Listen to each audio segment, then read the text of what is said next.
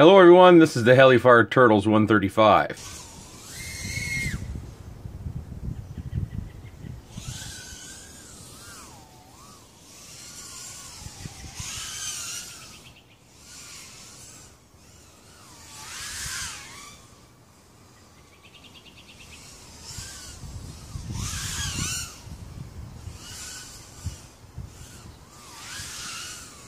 Featuring SkyStar branded 1306 3100 kV motors, an F3 flight controller with an OSD, 20 amp 4-in-1 ESC, a power switchable VTX from 0 to 200 milliwatt, run cam micro sparrow, 4-bladed 3030 props, a buzzer and 2 LEDs, an XT30, cheapo depot battery strap, bottom plate looks like 3 millimeters, camera protection's probably 1.5 millimeters, top plate's probably 1.5 millimeters too. Does appear to be 135 millimeters. It weighs 122.93 grams. Comes with an extra set of props, extra heat shrink and zip ties. Comes stock with an XT60, but it comes with an XT30 on a battery lead. Comes with one sheet of instructions and the obligatory FrSky XM instructions.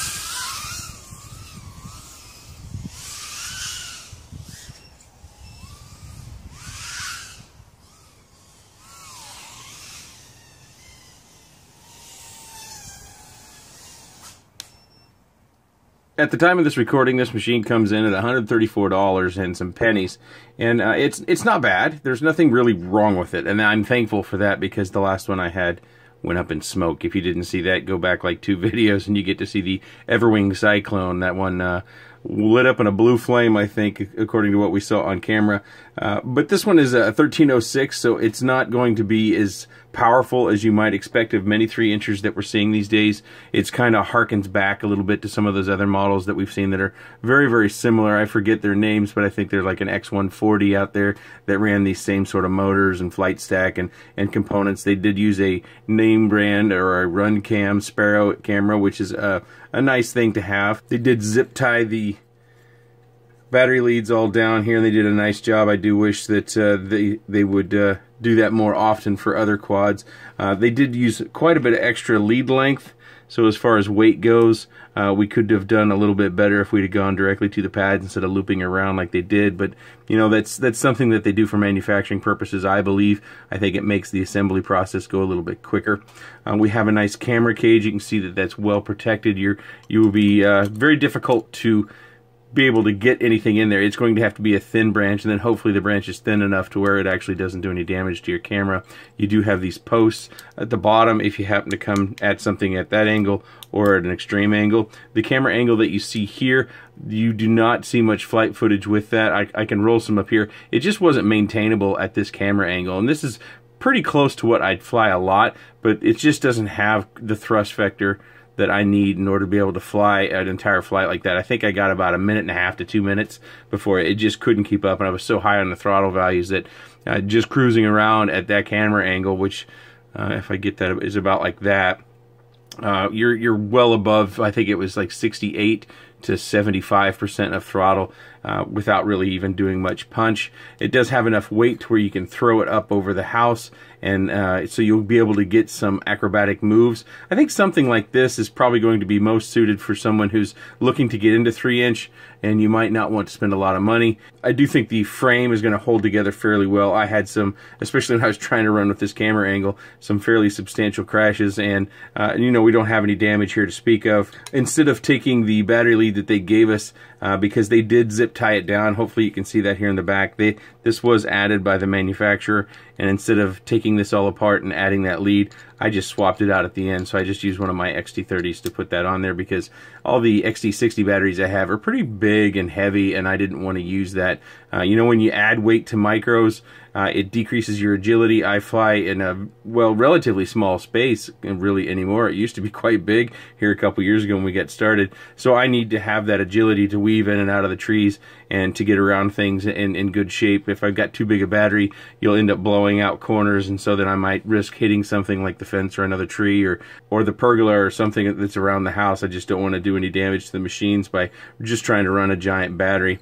You do have to consider the fact that if you try to go lower with your camera, the bracket, maybe you can see that little bit right down in here, that will hit the top plate. So if you want to decrease your camera angle, and of course you're limited to down here, if you find that that does hit, you should be, and this is a tip I got from several of you in a video a few videos ago, you should be able to take the camera, mount it upside down, so where the connector's on the bottom, and then hook up an OSD cable. They didn't ship that with it, so you're going to have to source that yourself, and then you can flip the image to where it appears right side up instead of the camera being right side down. And thank you for that tip for those of you that told me that in the comments, and I think it was 2 or 3 videos ago, because I've actually now done that to a couple of machines, and that's been quite handy to get that connector down here at the bottom. It's funny, we used to have the connectors down here at the bottom of our larger cameras, and then when the micro cameras started coming out, they started shifting the connector up top. Now we're moving it back down to the bottom, which is a little bit funny. I should mention my voice, I could sound a bit different. I am knee deep in the tail end of a cold, I hope,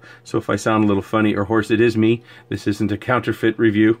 One of the questions that I do get is about top mounting, and you can try it on here, but you're probably going to have to get pretty creative. You can see the prop line is real close to that top plate, so anything that you put up here is going to have to steer clear. I'll show you what it looks like with a battery. So as many of you may know, I'm a team pilot for China Hobbyline, and here are 2 of the batteries. You can see here that this does have the right width to put up here. You're going to have to figure out something to do. You could do, as far as your antenna goes, you could run this down along the bottom here. You can run another zip tie and then string it down here. I've done that before. Your VTX is going to be a little bit more of a challenge, because you're probably going to have to figure out a way to also get it down here, again, because you're looking to top mount your battery, and it is wide enough. And then you're going to have to look at, you know, making sure that this lead gets out of the way and that this is all tucked. You could probably do it something like this with the strap, and then get this right in here. It's just going to have to be real tight and secure, because you don't want things getting into the prop line. Here's a 450 4S, and I was running 4S on that. The question could come up about running 3S. You can run 3S on it. It's just going to have less punch and less throttle response. So it's something you have to consider when you're flying these things. Whenever you drop down in voltage, it just decreases your overall thrust values that you're able to get out of the props and the motors. But this is, you know, a little bit more narrow. It's a little bit of a lighter battery. You know, this is one that I did run. I did use both of these. I can't state for sure in the video which one it is. I suspect it was the 450 because we got about 2 minutes and 40 seconds. I think there was. But you could do something similar here with that. The zip ties, they did come with the kit. Then we had the one extra included. You can see that I've kind of broken these off. Also my receiver, there's a couple of connectors here at the front. We really can't see them without taking it apart. But there's a couple little connectors up front, so I took the tape that was included with the receiver and I just stuck it down on top. I thought that was a nice neat place, and the top plate helps to kind of secure that tape against the connector so the receiver isn't really moving around much, and it gives me a good option to how to route my antenna out the back. The beeper's good and loud. The LEDs are programmed, I believe, and I did notice in the footage that they are purple. And I think they may change, but you know, I was in the goggles. I didn't necessarily see that. It does come pre-tuned. I thought the tune was okay. It was passable, I guess I would say. I did tweak it out a little bit, kind of pumped up the values, but I do think you could go further. And I did kind of feel like, even with the 4-bladed props, that I was still blowing out corners a little bit, or I was having to kind of circle them a little bit more than I wanted to. So I think the tuning could use even a bit more work than what I've already put into it. Another question that comes up with some regularity is, can you put a camera on it? Well, sure, you can put a camera on it. I would recommend sticking with very small cameras. This is the Hawkeye. I'll put a link to the review of this one down in the description. It actually films in, well, there's a lot of discussion about what is 1080 and if this is 1080, so I'm not going to get into that. It films and it records at a much higher resolution than we're going to get out of our camera. It has, this comes, you have to print this yourself, so it's not going to be included. It does come with a hard plastic mount, which I have right over here. But you can use that and then you can mount it. It'll work. You'll have to move some things around from where I got, but you get kind of an idea of where it would mount. This is the SQ12. A lot of people are taking this apart, decreasing its weight, and then adding a wider angle lens to this. You can pick these up from various places. I'll put a link down below if you want to take a look at this. I did not review this because it had been reviewed quite a bit, and I prefer this one over this one, but you know, everybody's got to pick their own things. I do notice with this one, see how I have the mount and I've kind of torn everything out of it? When I film in the widest, in the 1080p where it has the widest field of view, which to me, in my eye, looks the best, I do get a bit of this camera mount that's in view. So I've ground it down about as far as I can and still be comfortable with it maintaining itself inside there. You don't have that issue with this one because the camera lens just isn't quite as big. This is the Runcam 3. You can't get this anymore. This is just a sample of what I wanted to show you. If you try to run a camera like the Session 5 from GoPro, which we can't get anymore either, you can see how big that is. And then you add a mount. These come in somewhere around 70 grams. And then you add a mount to it. I can't recommend this, and I think this comes from people who are maybe just entering the hobby, because I suspect people who are pilots and have enough experience know better than to try to add 70 grams to their micro, because it's just not going to be worth your time. You'll be doing much less than just kind of hovering in place around your flying space. You really won't be able to actually fly it and experience FPV as we know it. So I don't suggest this. I think it's a bad idea. I don't often talk about it, but if you're getting one of these and you're just getting into FPV, I don't think you'll be disappointed, but I do think it can be improved, and that makes it kind of a decent starter. I think if you're an experienced pilot, you've probably already got your eyes on certain sort of specifications for machines, but if you're fairly new, this machine might be something that you'd be comfortable with. You have good protection on your camera, so you shouldn't be destroying those. Your electronic components are pretty well contained, so those should maintain themselves in crashes as well. The worst case is going to be these zip ties. Oh, and I use a heat gun to bend these a little bit if that happens to come up. You could definitely try some newer generation props, and those will probably benefit you just a little bit. But of course, when you switch out props, you might have to retune. But if you find that you kind of get a handle on this, and you say you get 3 months down the line and then you're flying and you think, you know, I want more, I do think you could go to a more powerful motor. You could probably get a 1407 or 1406 or 1408 on here, and you could really liven this up a little bit. So it has some room to grow with you, and the thing I like about it most for some that might need to grow after they've gotten their start is that they've done several things that appears correct. If I were to change the frame out in a little bit, I would probably not make this as, it's not really even a sharp corner down here. It's pretty rounded right down here. It's about as round as my little screwdriver, but I would just like to see that actually flared out this way. so we have a little bit more material right here, because that's the area, this is the front, this is the area where you're going to be hitting a lot of stuff, because we mainly do forward flight, unless you're quite the pilot and you're doing blind tricks and things of that nature. We get a little look at the bottom here, and you can see those are some relatively substantial C-clips down there. I've seen much smaller C-clips on motors before, so whether that's actually worth any value or not, it was just something that I noticed, because I've seen very thin or almost oblong shaped C-clips that go on these things. Not that I've had problems with those, but this looks to be more substantial in my opinion. There is an ever so slight amount of wiggle in the camera mount here. You might be able to see it if you watch real close right down in this crack. I don't know if the video will allow you to pick it up, but that's something that I noticed. I have suddenly, or maybe I always have, I just haven't experienced it for, become very sensitive to jello. We didn't see that in this, but I've seen it with other cameras where you have real torquey motors, especially CMOS based cameras, that the slightest imperfection within the camera mounting or within your tune, and you'll get a little bit of jello. You may not even notice it a lot in flight video, but because of that sensitivity, I was kind of toying with this, and I was like, oh, we've got a little bit of movement there. Of course, we didn't see it in flight, so I don't think it's an issue with this one, but it's worth mentioning if you're looking at other machines that camera mounting and jello can be an issue from time to time. I find it a little bit surprising they used an F3 flight controller. That seems to be a move on the cheap side.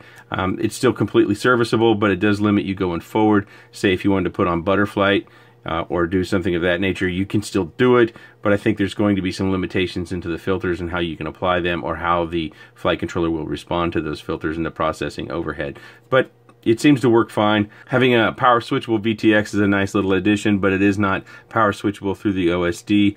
You might be able to rewire that a little bit in order to get smart audio, but I did not investigate that myself. If you have any comments, questions, suggestions, or otherwise about this little vehicle, please leave those in the section down below. I appreciate your time, and thanks for watching.